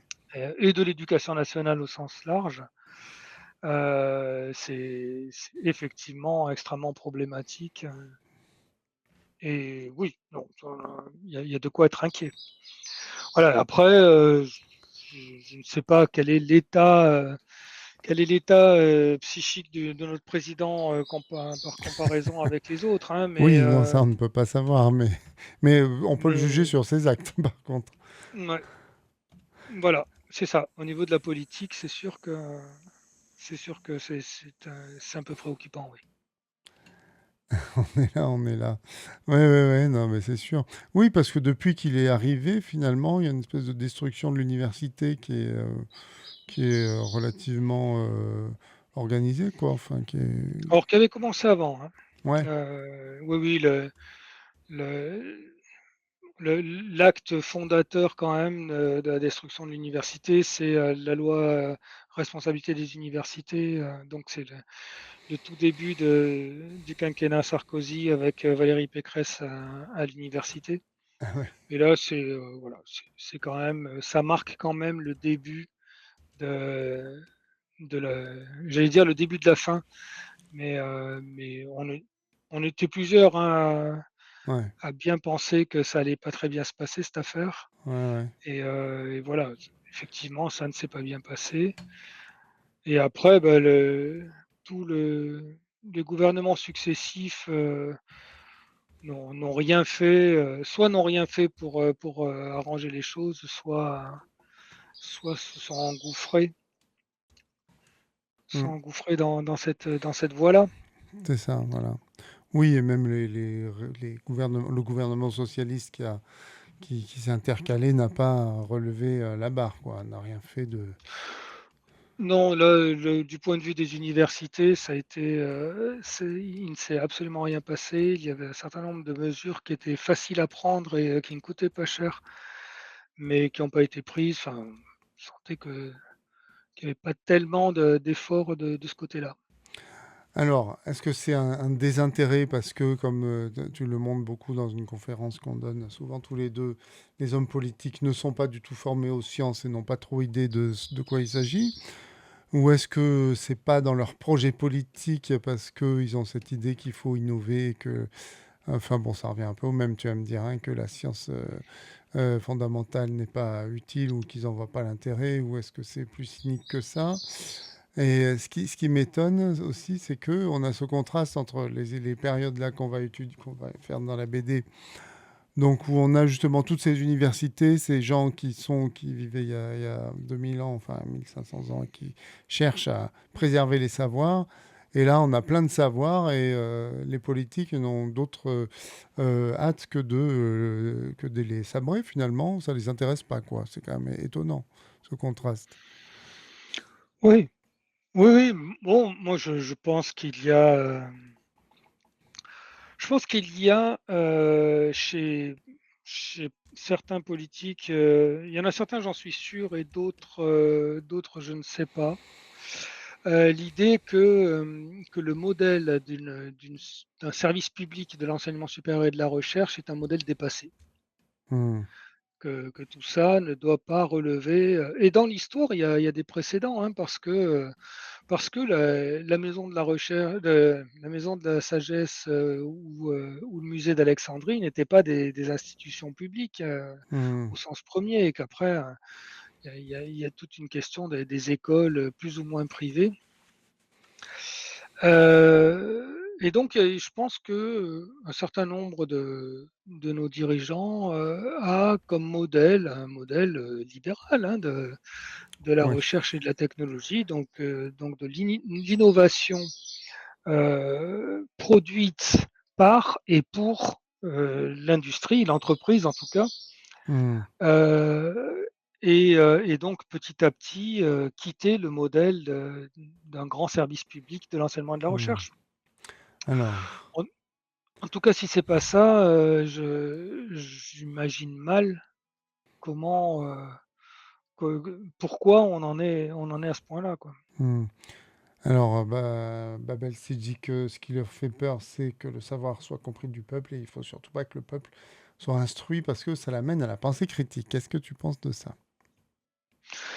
Il m'arrive de le penser et tout de suite après, je me dis: «Oh là là, c'est un peu complétiste quand même». Mais quelquefois, j'avoue que, il y a quand même un certain nombre de gens qui l'ont théorisé ça, hein, qui est, et à mon avis, c'est une erreur. C'est une erreur de le penser. Si c'est ça qui motive, les dirigeants dans ce sens-là, c'est une grosse erreur. Parce que les pensées alternatives sont beaucoup plus dangereuses, beaucoup plus difficiles à contrôler. Au moins Mmh. la science, elle se contrôle par définition. Mmh. C'est-à-dire que, les scientifiques, pour le dire très très largement, hein, mais en tout cas tout ce qui relève de la production académique de la connaissance, a toujours produit ses propres instruments de contrôle et ses évaluations. Mmh. Oui, oui. Donc se dire que, on va pas laisser ces gens-là instruire le peuple parce que le peuple serait éclairé et qu'on va plutôt laisser, les réseaux sociaux avec leurs, pensées complotistes, c'est à mon avis extrêmement dangereux et c'est contre-productif. Je pense que c'est un faux calcul. Oui, parce que les gilets jaunes, par exemple, auxquels faisait référence Babelsi, je crois tout à l'heure en chantant On est là, on est là. Alors, je dis pas qu'ils étaient complotistes ou quoi, mais en tout cas, leur modèle, c'était pas la science et l'esprit critique, quoi. Alors, j'ai beaucoup travaillé sur et avec les gilets jaunes Alors, je parle et on d'eux parce que commençait. c'est un peu le seul mouvement récent qui a fait peur au pouvoir, en fait. Ouais, mais c'était un mouvement, extrêmement polymorphe, donc heu, il y avait des universitaires, extrêmement sympathisants des gilets jaunes, et des gilets jaunes qui, voulaient, et c'était dans le programme, hein, parce que je rappelle qu'en dehors des manifestations, il y a eu une consultation citoyenne Hmm. organisée par les gilets jaunes et puis il y a eu les assemblées des assemblées, il y en a eu 5 ou 6, que pour mettre en place un programme. Et là, l'idée de l'éducation et de la recherche était quand même, Hmm. une partie importante du programme. Il n'y avait pas que le RIC, quoi. Oui, Le oui, RIC oui. était quelque chose d'important, Mais ça, c'est mais intéressant parce qu'il me semble que c'est arrivé dans un deuxième temps. Et en fait, le mouvement s'est lui-même autorégulé et lui-même allé vers des choses plus rationnelles. Et j'ai l'impression que le mouvement est parti un peu comme ça au début. Il a popé dans des directions un peu pas forcément très intéressantes pour nous. Et puis finalement, il s'est autorégulé de façon très intéressante. Les gens en discutant se sont rendus compte. Enfin, c'est l'impression que j'ai eue, moi. oui, je crois alors bon, il y a tout un tas d'analyses, hein, là-dessus, et on en a produit nous-mêmes dans notre labo. Mais effectivement, un mouvement qui naît de l'augmentation du prix du carburant, ça n'a pas duré très longtemps. Le prix du carburant, tu veux Et dire. Le centrage sur le ouais, prix du carburant, tu veux dire? ouais, C'est tout à ça? fait. Ouais, ouais, Et ça a assez vite pris d'autres formes c'est ça. et d'autres revendications, et c'est assez vite parti d'un mouvement de contestation vers un mouvement vraiment révolutionnaire, c'est-à-dire qui voulait penser une autre société avec d'autres fondements dans l'expression démocratique et citoyenne. Mais est-ce que c'était donc ça c'était un peu une partie qui se communiquait, une partie qui se diffusait. Est-ce que c'était la partie la plus majoritaire? Enfin, c'était la plus structurée. Ouais. Après, on saura jamais quelle était la représentativité de cette partie-là par rapport à d'autres. Mmh. C'est assez compliqué comme affaire. Pour ça, on appelle souvent gilets jaunes des réalités, pardon, des réalités très différentes. Mmh. Et, euh, et on ramène, quand on parle de gilet jaunisation d'un courant, c'est surtout en rapport au comportement Mmh. mais au Et comportement en manifestation ah et oui, on passe sous silence le travail considérable qui avait été produit. c'est ça. Alors, comment, avec tout ce savoir que l'on a et que l'on a encore à découvrir, peut-il y avoir autant de complotistes, personnes New Age et consorts? C'est une vaste question. Mmh. Ouais, alors, ouais, c'est une vaste question. Ça existe évidemment. Il y a un miroir déformant des réseaux sociaux qui est que, l'occupation ils ont une véritable occupation sur les réseaux et maintenant ils ont des algorithmes qui permettent de propulser ces informations-là et maintenant ils ont en plus des gens du pouvoir qui favorisent les théories du complot et les Mmh. pseudosciences. Oui, oui. Mais en tout cas chez nous, les dernières enquêtes et je me réfère là à l'enquête, sur l'esprit critique là, qui a 1 an maintenant, Mmh. mais montraient quand même que la grande majorité des gens avaient plutôt confiance dans la science et se méfiaient des pseudosciences. En tout cas des pseudosciences les plus radicales. Il reste des zones d'ombre, des zones, voilà, il reste des complaisances vis-à-vis de médecine douce ou de choses comme ça, Bah, des mais fois, on sait même pas que c'est des pseudosciences, en fait. Des fois, on pense que c'est une ah médecine oui, ça arrive normale, aussi. ouais. Mmh. Mais voilà donc je crois qu'il faut oui, heu, à l'heure actuelle, il faut être vigilant, là-dessus. Heu, je suis pas sûr qu'il y en ait tant que ça des gens qui adhèrent, aux pseudosciences. Par contre, ils ont une force de frappe considérable. Mmh. Alors, Et une chose quand même, c'est que, puisque là c'est d'actualité, la les politiques de santé publique, ouais. sont aussi en cause. C'est-à-dire que alors ça moi il y a 15 ans, j'avais dit aux médecins de ma fac, qu'ils allaient perdre le monopole de la santé et à l'époque c'était très mal vu. Les gens disaient: «Mais non, mais n'importe quoi, les gens auront toujours le réflexe d'aller voir leur médecin». Mmh. Et c'était le début des réseaux sociaux et des Doctissimo, des choses comme ça. Et je leur avais dit: «Non, maintenant, le premier réflexe des gens, c'est d'aller voir sur internet, Ah oui. quels sont les symptômes, Mmh. qu'ils ont et comment c'est traité». Mmh. Donc, déjà, vous n'êtes plus le premier interlocuteur Mmh. et là, il y en avait que certains qui commençaient à dire: «Effectivement, en consultation, on a des patients qui arrivent et qui se sont déjà renseignés». Mmh. Et en plus, avec l'appauvrissement de la médecine, hein, avec les déserts médicaux qui maintenant, Mmh. on le sait, ne touchent pas que les campagnes, les gens n'arrivent plus à consulter. Et du Mmh. coup, assez naturellement, ils vont se rabattre vers autre chose. Et donc, si on entretient la pénurie médicale et les déserts médicaux, de plus en plus, on ouvre la voie à des alternatives. Mmh. Et parce que les gens vont quand même, vouloir aller mieux Ah bah oui. et s'ils n'ont pas la possibilité de consulter, ils vont aller voir autre chose Mmh mh. et Sans c'est déjà le cas. sans parler des IA qui arrivent aussi.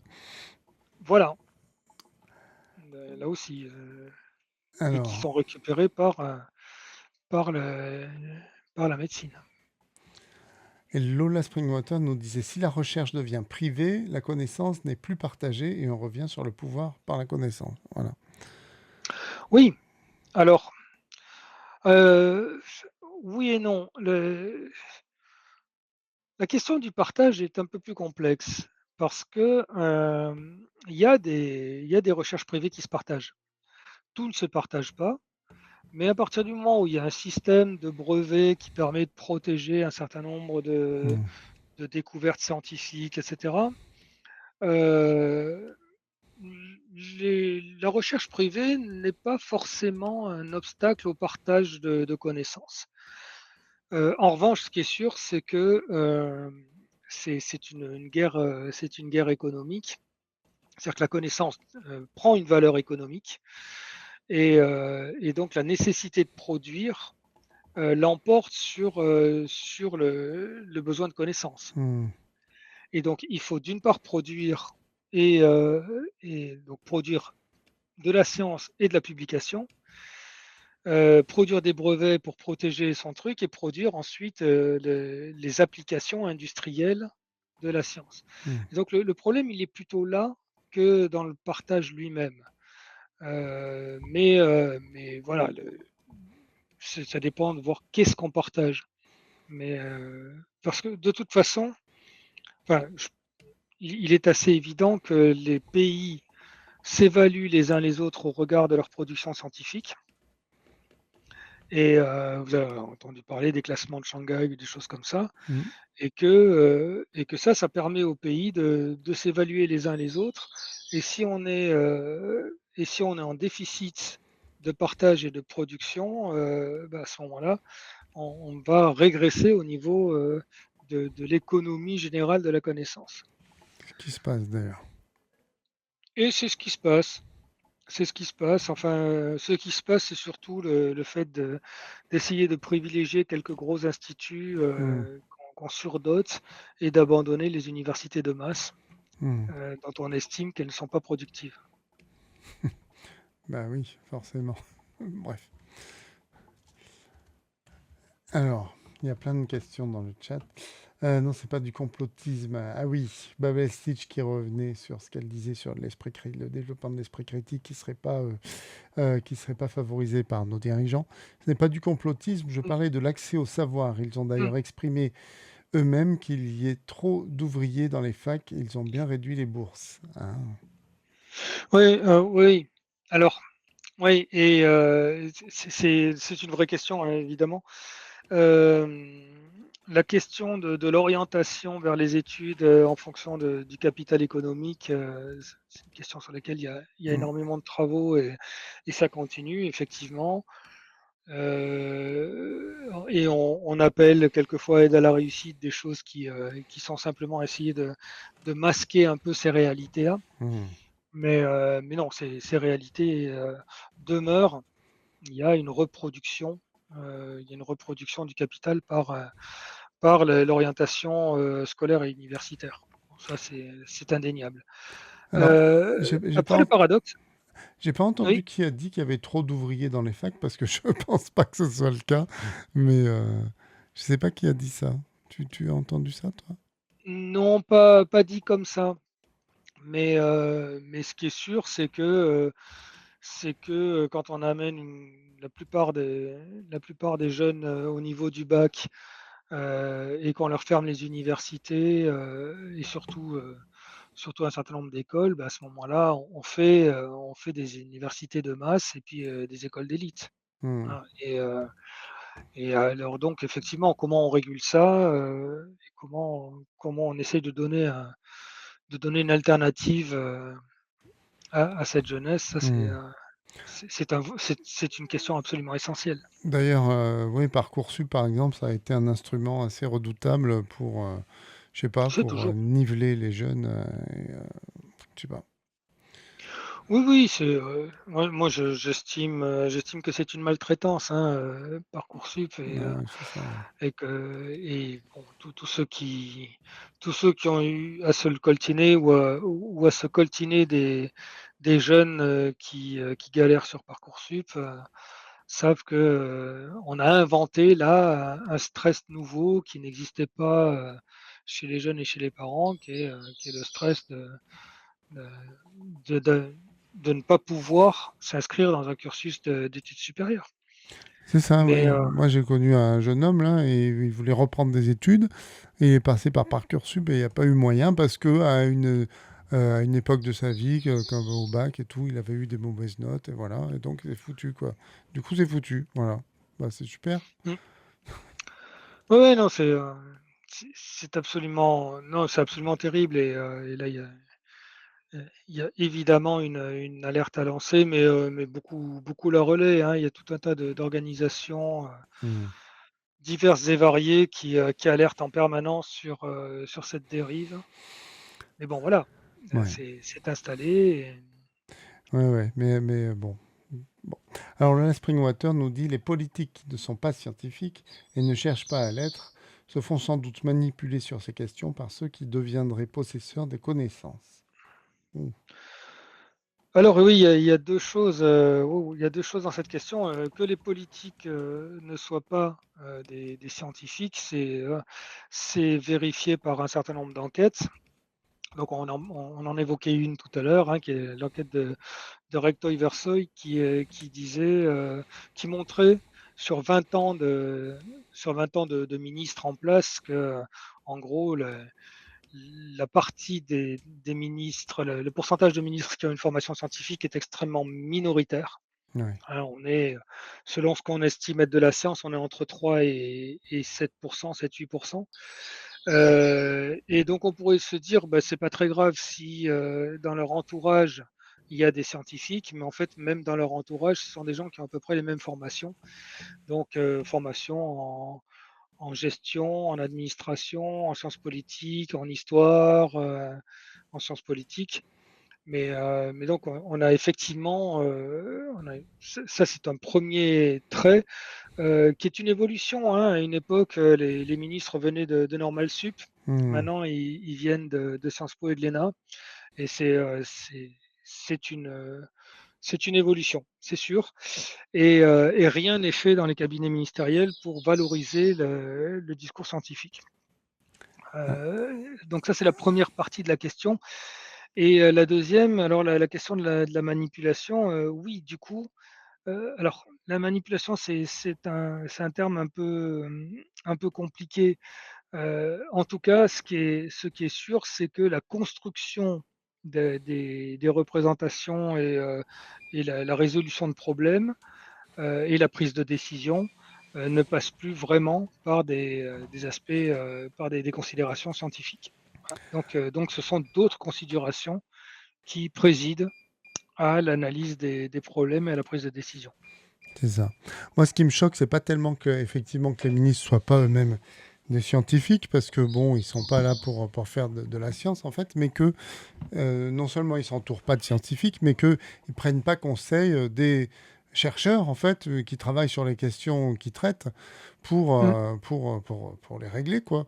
Non. Voilà, ils préfèrent faire appel à des cabinets de conseil qui vont leur faire trois Mm. PowerPoint débiles, enfin plus ou moins débiles, quoi, mais qui ne bénéficieront pas de toutes les recherches qu'ils ont eux-mêmes financées, enfin que le pays a financé, c'est pas eux, mais c'est que le pays a financé via les impôts qu'ils ont eux-mêmes levés, voilà. Donc c'est un peu paradoxal quand même. C'est ça qui m'étonne, moi, tu vois. Oui, oui, non, mais ça t'étonne parce que tu as l'impression que l'impression que je partage, hein, que les choses iraient peut-être un peu mieux si on avait un rapport rationnel, un rapport de contenu des choses, une analyse des problèmes Bah, si on et prenait en compte le réel, en fait. voilà. Alors que c'est pas du tout comme ça que ça marche. C'est ça. Et j'en C'est pas profite du pour tout. dire bonjour à Captain Croft qui est dans le chat. Voilà. C'est pas du tout ce qui se passe en fait. Ce qui se passe, c'est la mise en place d'un système extrêmement gestionnaire où tout est évalué en termes de budget, de ce que ça coûte, de ce que ça rapporte. Et donc le contenu derrière n'est pas pris en compte. C'est la forme qui est plus importante que le fond et moi je suis sidéré de voir qu'il y a un certain nombre de problèmes que je pensais, résolus et qui continuent à se poser parce que les politiques ne prennent pas en compte l'état de la recherche. C'est ça. Ça, c'est ça, c'est incompréhensible, en fait. Pour moi, c'est incompréhensible à ce Mmh. niveau-là. Bon, je vois pas comment on peut fonctionner comme ça, mais bon. Alors, voyons. On avait d'autres questions. Alors, tout le monde a un ostéo sous le coude, alors que, ouais, l'ostéopathie n'est pas une science. Mmh. Voilà, j'en ai discuté avec Pascal, non, avec Richard, mon voisin, dernièrement. Il m'a confirmé que, bon, l'ostéopathie, c'était pas. Voilà, vous valait mieux un kiné, en gros. Voilà. Alors après, ouais, il y a différentes formes d'ostéopathie sans Oui, oui. doute, mais ce qui est sûr, c'est qu'il y a un manque de régulation de ça. Ouais. Parce qu'il y a des kinés ostéopathes ou des médecins Oui, ostéopathes c'est ça. qui travaillent sur la physiologie et qui n'ont pas les discours délirants sur les énergies ou sur les choses comme Hmm. ça. Ouais. Mais le problème, c'est ça, c'est que ça n'est pas régulé et donc quelqu'un qui travaille vraiment sur la mobilité et l'obstruction à la mobilité, le rétablissement d'une certaine mobilité avec des moyens scientifiques. Parce que j'étais tombé, il y a longtemps maintenant, sur un véritable traité d'ostéopathie et c'était très sérieux. Hmm. Mais ça n'avait rien à voir avec ce que j'ai vu par ailleurs, de Ouais. gens qui se disent ostéopathes avec des discours, alors là, pour le coup, totalement antiscientifiques. C'est ça. Donc voilà, c'est là le problème aussi du flou qu'il peut y avoir sur Hmm. certaines professions, soit paramédicales, soit alors, carrément, pseudo-scientifiques. Alors, Mamzelle Croc qui nous dit: il faut vraiment foutre en l'air le capitalisme, c'est vraiment la réponse à toutes nos problématiques. Voilà. Ah, c'est sûr que c'est alors la réponse, j'en sais rien parce qu'il faut voir par quoi on le remplace, mais c'est sûr que c'est la cause d'un certain nombre de problèmes, oui. Mais pas tellement, il y a plusieurs façons de traiter ça. Moi, là-dessus, mes références, c'est essentiellement, Jean-Léon Beauvois avec, le traité de la servitude libérale ou après les illusions libérales où il montre très bien que la question, c'est vraiment fondamentalement comment on organise le pouvoir social et comment on définit la réussite, l'échec en termes à la fois économiques et individuels. Et là, ce que porte le capitalisme, c'est effectivement un problème dans cette évaluation-là. Évaluation, un certain nombre de valeurs qui Hmm. servent à évaluer les gens et les organisations Hmm. et ces valeurs-là sont placées au-dessus de la réalité scientifique, par exemple. Hmm. Donc le problème, il est essentiellement là Donc, ces valeurs, et ap c'est quoi pour être. alors il y a plusieurs choses, mais il y a la liberté et la responsabilité de l'acteur. Donc l'acteur, qui est toujours libre et responsable de ce qui lui arrive et de ce qu'il fait. Hmm. Donc avec derrière la méritocratie et cetera. Hmm. L'autosuffisance, le «quand on veut, on peut», hein, Ah donc oui, c'est si, ça. si tu n'y arrives pas, c'est que tu n'as pas assez Essayer. fourni d'efforts, Ouais, c'est voilà ça. et Et puis, finalement, c'est un peu les mêmes que dans le New Age, hein, d'ailleurs. alors oui, oui, oui, mais ça Beauvois disait que, il y avait une certaine forme de pensée alternative qui était tout à fait compatible avec le libéralisme, hein.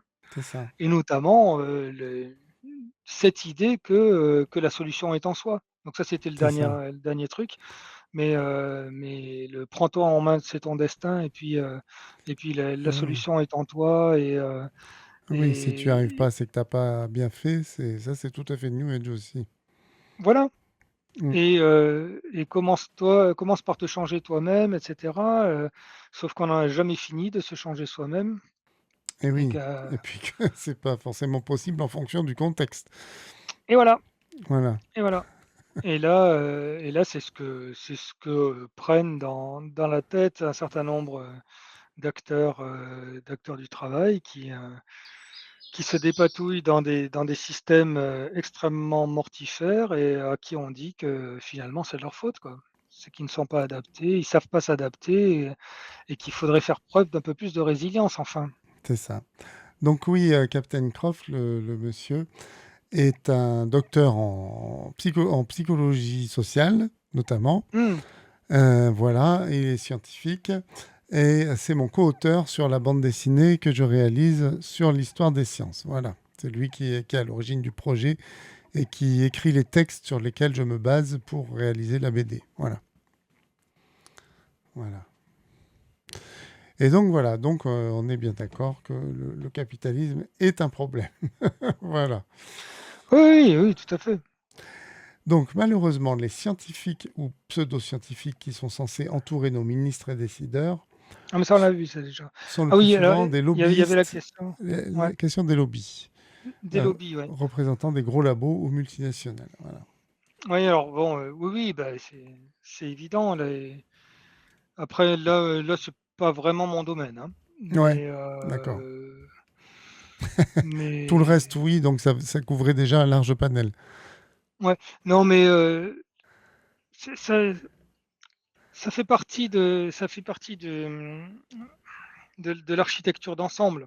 Ouais. C'est-à-dire à partir du moment où on a un système, d'échange et où la connaissance prend une valeur, économique Ouais. dans un système libéral et capitaliste, comme on disait tout à l'heure, bah, il faut des agents qui vont promouvoir ça, Hmm. auprès des décideurs et donc c'est le rôle du lobbyiste d'aller promouvoir, les intérêts de son entreprise, auprès des décideurs C'est pour, ça, oui.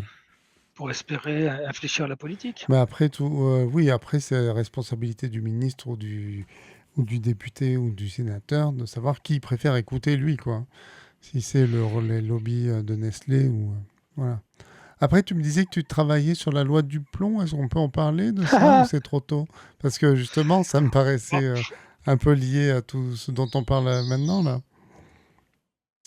Bah, ouais, au niveau alors oui, des c'est lobbies, tôt. des voilà, des. C'est tôt, mais alors moi je travaille pas sur les lobbies.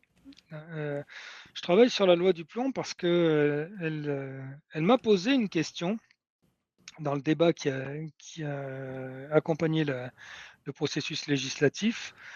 La question que ça m'a posée, c'est que dans ceux qui étaient favorables et ceux qui étaient défavorables à la loi du plomb, il y avait des arguments scientifiques.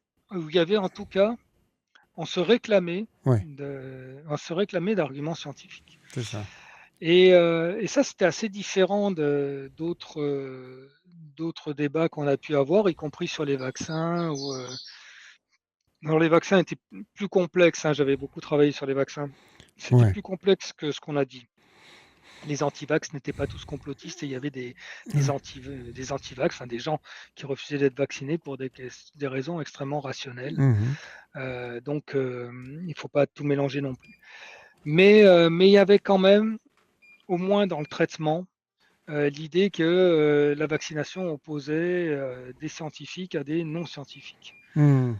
Euh, Là, dans la loi du plomb, c'est beaucoup plus compliqué que ça. Et si ça m'intéresse, c'est parce que j'ai entendu, bon, dans les médias, hein, essentiellement, des gens valoriser la loi du plomb en se réclamant de production scientifique Mhm. et d'autres combattre la loi du plomb au nom de la science. Oui, oui, Et d'ailleurs, donc, quand j'ai c'est voulu essayer sorti, d'y il y voir un peu avait plus clair. toute une série de sceptiques, de créateurs de contenu sceptiques, qui défendaient la loi du plomb en disant c'est des complotistes, effectivement, qui attaquent la loi du plomb. Ouais, ouais, ouais. Et ça Et nous avait un peu, ça nous avait un peu défrisé.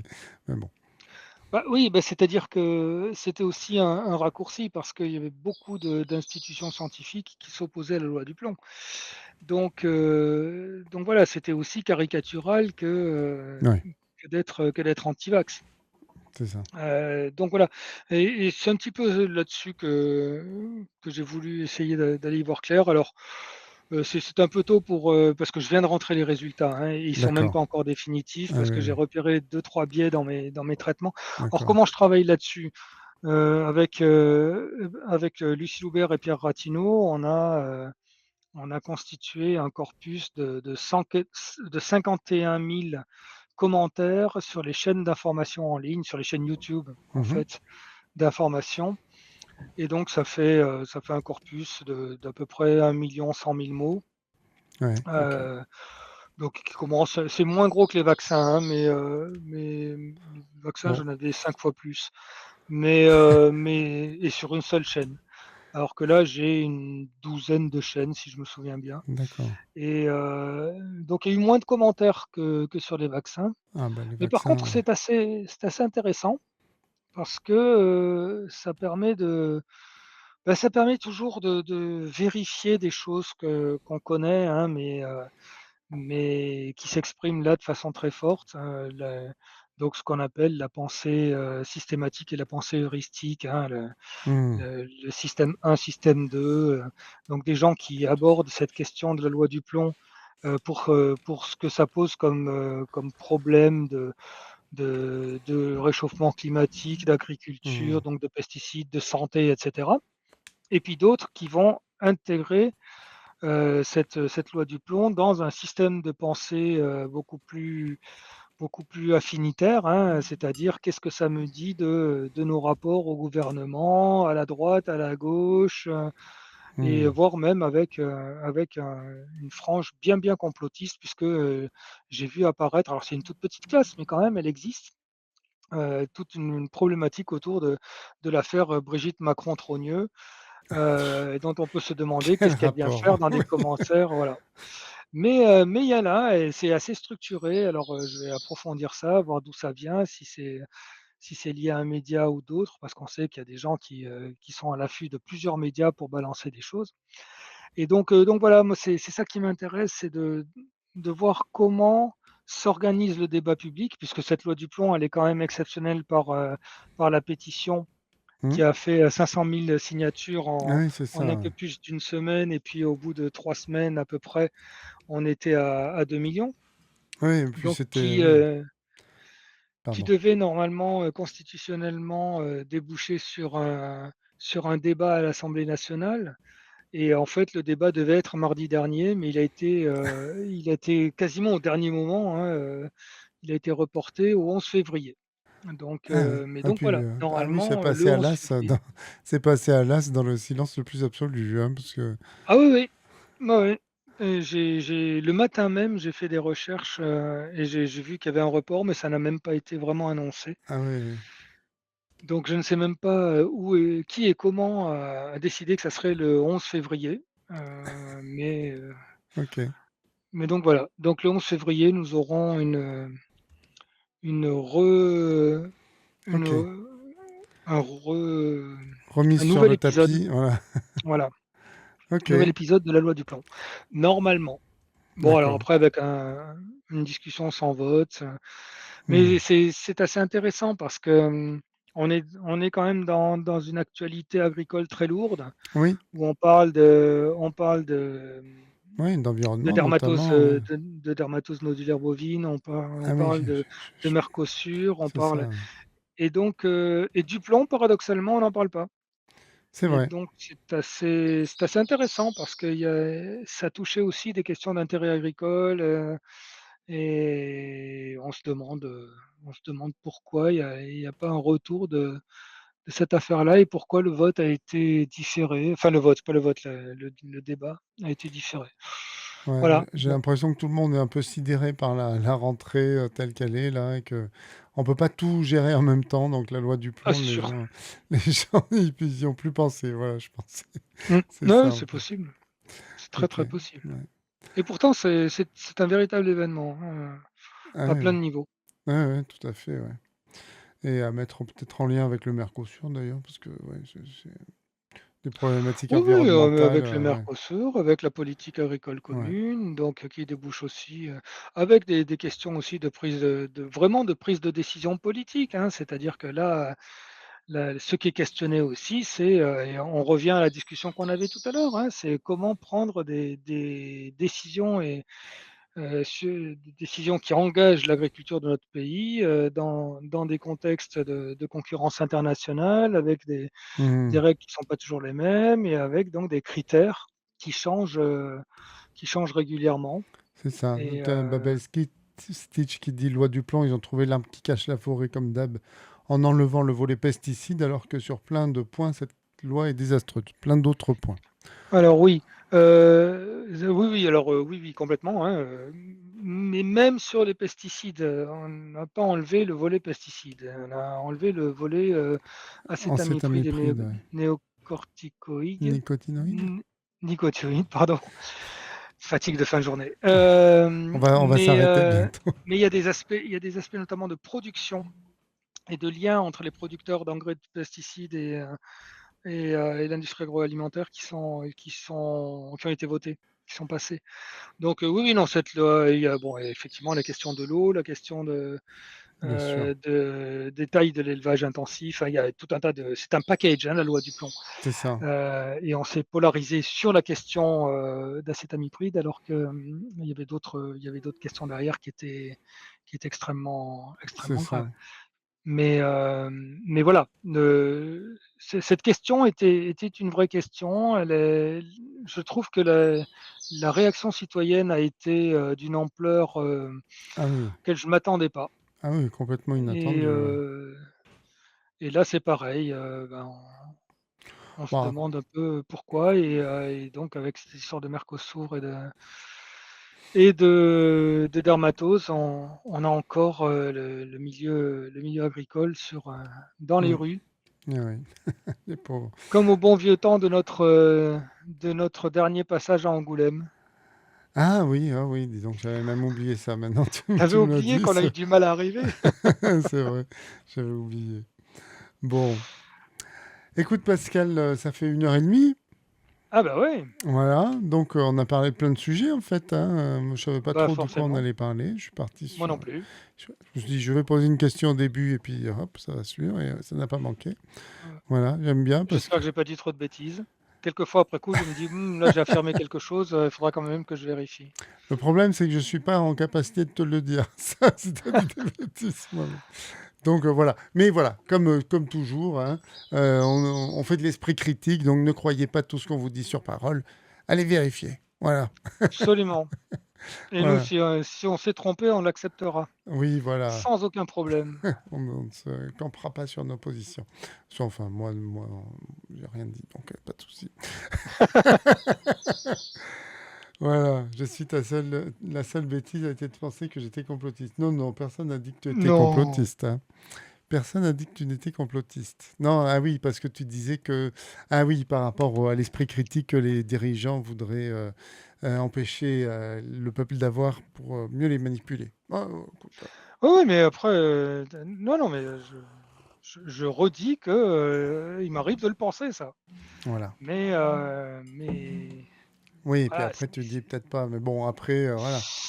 c'est Tout toujours n'est pas blanc, tout compliqué à n'est pas démontrer. noir, mais voilà, c'est Non, ça. mais c'est toujours c'est compliqué. Est-ce qu'il y a vraiment une volonté d'enfermer le peuple dans l'ignorance? Je crois qu'il... Factuellement, on ne facilite pas, hein, la transmission C'est vrai. de la connaissance. Mais est-ce Oui, qu'il y a oui, bien vraiment cette sûr. volonté? Je ne sais pas. C'est vrai En que tout cas, j'ai le... jamais rencontré quelqu'un qui l'affirme. Non, bah non, c'est pas le genre de truc que les gens me diront. Après, je me Ah bah, ça demande dépend, si... hein, un mec comme Trump, il t'affirmera n'importe Ah quoi. oui, lui c'est vrai, c'est un cas quand même encore, c'est encore un cas particulier. Mais voilà, je ne sais pas si les dirigeants méprisent pas autant le peuple au point de dire, enfin, au point de dire que de toute façon ils ont pas des, je sais pas. Moi, j'ai pas même pas l'impression qu'ils en soient. Bref, peu importe. Allez, je vous propose que on réfléchisse à ces graves questions chacun de notre côté maintenant. Peut-être on reviendra en discuter ici. En Mmh. tout cas, je te remercie beaucoup, Pascal. Bah, Oui, avec plaisir. merci à Captain Croft qui est russe. Donc c'est quelqu'un qui vient, c'est un jeune homme qui fait ses études en France et qui voilà, voilà. Et Bienvenue. bienvenue, voilà. Et ben merci en tout cas pour être passé après ta grosse journée. Oui, je suis d'accord, c'était intéressant, même si merci Mamzelle Crow, merci à tout le monde dans le chat d'avoir participé, c'était bien, d'avoir posé des questions, c'était chouette. Ouais. Et puis, alors nous, alors attends, zut, j'ai pas préparé. On se retrouve bientôt. Alors, lundi 26, c'est Albert Moukébert, donc venez aussi Ah, nombreux, super. nombreux et nombreuses. Voilà. Attends, il faut que je retrouve la. Alors évidemment, j'ai plus mon. Ah, il me faut. Je vais vous redire, je vais vous redire. Attends. Nouvelle fenêtre. Hop, nouvelle fenêtre. Voilà.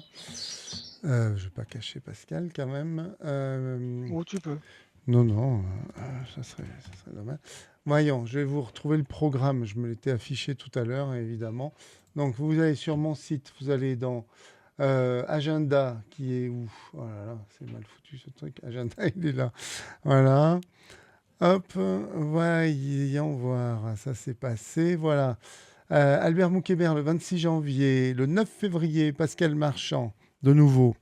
Le Ah ouais? 16... non, bah écoute ce qui est écrit. Si, Si, je c'est pense. bon? Je, Tu m'as dit. je sais pas, mais tu me dis le 9 février?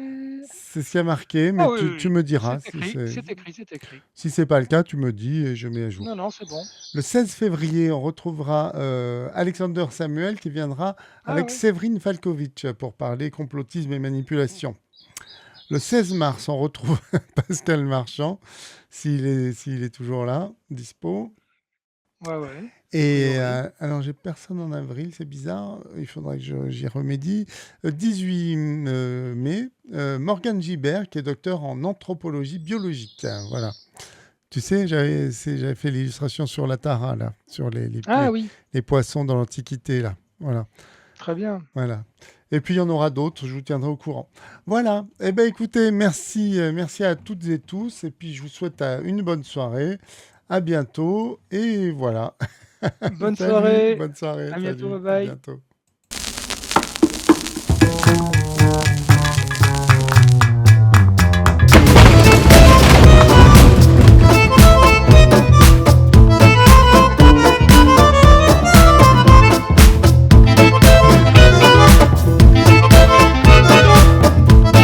Je vous envoie un mail chez Fibre Tigre.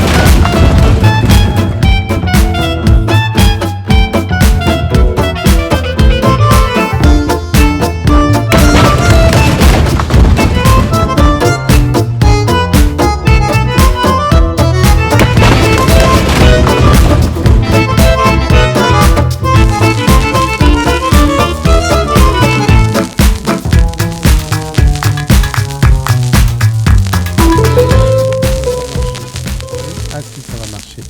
Attention, 7, 6, 5, 4, 3, 2, 1. Hop, et on y va. Voilà. Tu m'entends toujours? D'autres.